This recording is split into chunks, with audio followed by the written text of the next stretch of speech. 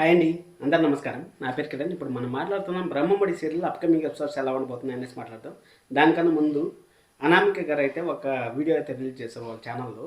అక్కడ అనామిక గారికి కాల్ అయితే ఏమీ రాలేదంట, కానీ కాల్ వచ్చే ఛాన్స్ ఉంది అనేసి అయితే చెప్పారు. దాని గురించి ఒక క్లారిఫికేషన్ ఇద్దామనేసి. ఎందుకంటే యామిని ఎపిసోడ్ అయిపోయిన తర్వాత నేను శుభం అనేసి పెట్టాను కదా, ఆ శుభం అనే దానికి ఒకవేళ ఏదైనా మన అనామిక గారి ఎపిసోడ్ కానీ తీసుకొచ్చినారంటే ఇంకా ముందుకెళ్ళే ఛాన్సెస్ అయితే ఉన్నాయి. అలాగే చాలా మంది అడిగిన క్వశ్చన్ ఏమంటే 5 నెలలు ల్యాక్ చేస్తే బాగుండదు కదా, 60 నుంచి 70 ఎపిసోడ్ల లోపల యామిని ఎపిసోడ్ అయితే క్లోజ్ చేసేయాలనేసి అయితే అన్నారు. నేను కూడా అదే అనుకున్నాను. కానీ ఇక్కడ అనామిక గారు ఒక చెప్పారు కదా, దానికోసం అనామిక గారి క్యారెక్టర్ అలానే ఉంది. ఎండ్ అయిపోయింది అనుకున్నప్పుడు మళ్ళీ మళ్ళీ రిటర్న్ వస్తుంది, ఇది చెప్పాను. అలాగే ఎవరిని కొత్తగా వస్తాను మాత్రం ఖచ్చితంగా సబ్స్క్రైబ్ చేసుకోండి, అలాగే లైక్ చేసి వీడియో చూడండి.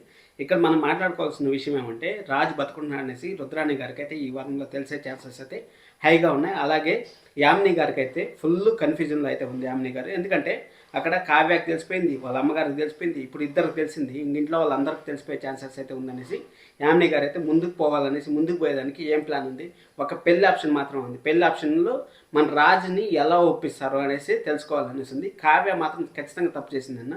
అక్కడ కానీ కావ్య కానీ నేనే పిలిచాను అని చెప్పుకున్నామంటే మన రాజు రఫ్ అండ్ టఫ్ ఇచ్చేసి ఆ యామినికి మంచిగా బుద్ధి చెప్పిండేవాడని నాకు అనిపించింది. కానీ సీరియల్లో లాజిక్లు అయితే మనం ఎత్తకూడదు కాబట్టి మనం ఎంతకలేము. అక్కడ అపర్ణ గారు నా కొడుకు తొందరలోనే వస్తారు, అక్కడ సంతాప సభ ప్రకటిద్దాం అనేసి అనాథాశ్రమం నుంచి ఎవరినో ఒకరిని పిలిపించిందబ్బా రుద్రాణి గారికి పిలిపించినప్పుడు ఎవరికైనా సరే కడుపు కాలుతుంది. ఎందుకంటే బతుకుంటే కొడుకు చచ్చిపోయినాడంటే ఎవరికైనా సరే కడుపు కాలుతుంది. మన కావ్య ఏదైతే చేసిందో ముందు సిచ్యువేషన్లో వాళ్ళు కర్మ చేసేటప్పుడు, ఇక్కడ మన అపర్ణ గారు అయితే అదే చేస్తూ ఉంటారు. రుద్రాణి గారికి అయితే ఇచ్చి పడేస్తారు. రుద్రాణి గారు ఏం చెప్పారు, నేను ఇక్కడ ఏదో జరిగింది నేను కనుక్కుంటానని చెప్పారు. కనుక్కున్న తర్వాత రుద్రాణి గారు యామిని ఇద్దరు కలిసి కుట్ర పని రాజుని ఎలా ముప్పు తిప్పలు పెట్టాలి అనేసి ఆలోచిస్తూ ఉంటే కావ్య దానికి ఎలా కౌంటర్ ఇస్తూ ఉంటుంది అనేది అప్కమింగ్ ఎపిసోడ్స్లో సీరియల్ అయితే ఉండబోతుంది.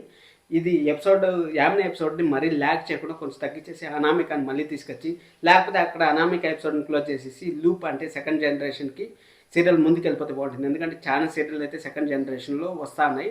అలాగే మంచి టీఆర్పీ వస్తుంది, మంచి టీఆర్పీ వచ్చేది, మంచి స్టోరీ లైన్స్ ఇలాగే కంటిన్యూ చేస్తారనేసి నేనైతే కోరుకుంటున్నాను. నేను జస్ట్ యామిని ఎపిసోడ్ అయిపోతే శుభం అనేసి చెప్పాను అంతే. ఒకవేళ అనామిక గారు వచ్చే ఛాన్స్ ఉంది, లేకపోతే కొత్త విలన్లో ఉన్న వచ్చే ఛాన్స్ ఉంది. ఎందుకంటే అందరూ హ్యాపీ మూమెంట్స్ అంటారు, అందరూ బాగుంటారు. చూద్దాం అప్కమింగ్ ఎపిసోడ్స్ ఎలా ఉండిపోతున్నాయి. Thank you so much, love you all, bye by.